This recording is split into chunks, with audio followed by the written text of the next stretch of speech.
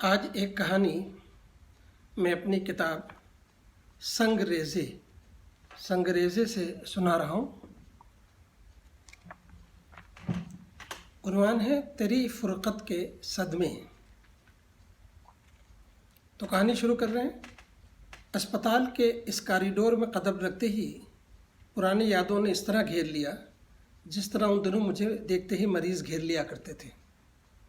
Medical college سے M S کرتے ہی میرا تقرر اس اسپتال میں ہو گیا تھا۔ نئی لگن اور نیا جوش تھا، اس لیے مریضوں کے آدھے دکھ تو میری ایک مسکراہٹ اور ایک جملے سے دور ہو جاتے۔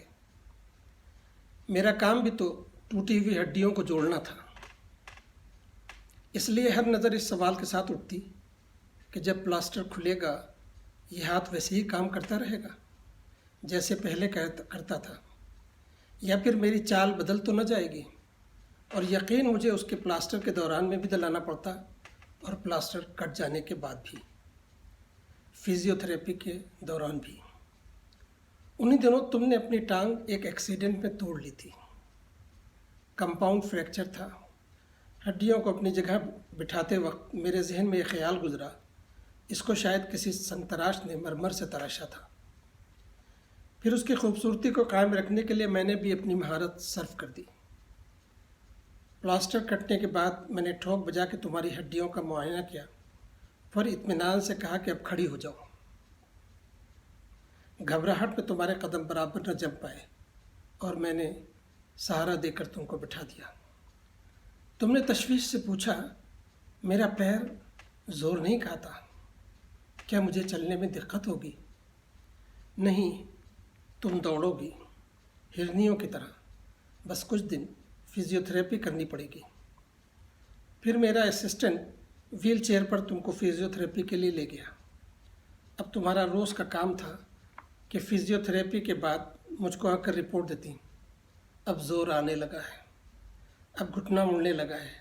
پھر ایک دن تم براق سفید ساری پہنے کسی آبی پرندے کے مانند پھڑپڑاتے ہوئے میرے سامنے آن کھڑی ہوئی۔ یہ دیکھیے، تم کچھ دور تک تیرتی ہوئی چلی گئیں، پھر خوشی سے گردن گھما کر مجھے دیکھا اور پھر تیرتی ہوئی میرے قریب آ گئی۔ اب میرا پیر ایک دم ٹھیک ہے، مجھے کوئی احتیاط کرنی ہے۔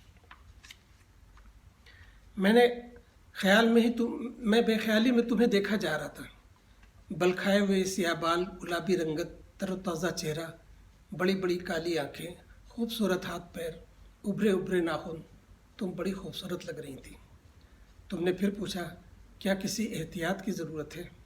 اور میرے دل میں گمان اٹھا، تمہیں تو کسی احتیاط کی ضرورت نہیں، البتہ مجھے سخت احتیاط چاہیے، ورنہ پر کھولے یہ پری میرے ہوش و حواس سمیٹ لے جائے گی۔ تمہاری بڑی بڑی سیاہ آنکھیں سوال بنی تھیں۔ میں نے ہولے سے مسکراتے ہوئے کہا، نہیں، آپ جائیں، کھیلیں کودیں اور اس ایکسیڈنٹ کو بھول جائیں، آپ کا پیر ایک دم ٹھیک ہو جائے گا۔ پھر تم چلی گئیں، لیکن اس کوریڈور میں اندھیرا کر گئی۔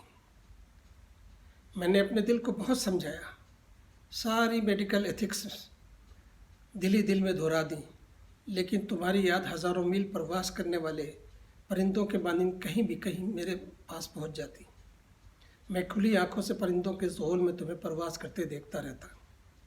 بارہا میرے دل نے اصرار کیا کہ ہاسپٹل ریکارڈ سے تمہارا پتہ نکلوا کر ملنے کی کوشش کی جائے، لیکن ہر بار میرے دماغ نے سرزنش کی، تم میری ایک مریض تھی اور کچھ نہیں۔ ڈاکٹر صرف مریض کا مسیحا ہوتا ہے، یہ ایک تقدس رشتہ ہوتا ہے۔ انہی دنوں ECFMG کا امتحان پاس کر کے مجھے امریکہ جانے کا موقع مل گیا اور میں تمہیں دل میں بسائے چلا گیا۔ کئی سال کے بعد جب گھر آنا ہوا تو میری ماں نے ڈھیر ساری تصویریں مجھے دکھانے کے لیے اکٹھا کر رکھی تھی۔ ان کا خیال تھا کہ اس بار بنا شادی کیے مجھے واپس نہیں جانے دیں گی۔ تصویروں کے اس ڈھیر میں تمہاری تصویر بھی شامل تھی۔ پھر دیر کس بات کی تھی، یوں پلک جھپکتے ہی میرے احساس کی پری میرے گھر آ گئی۔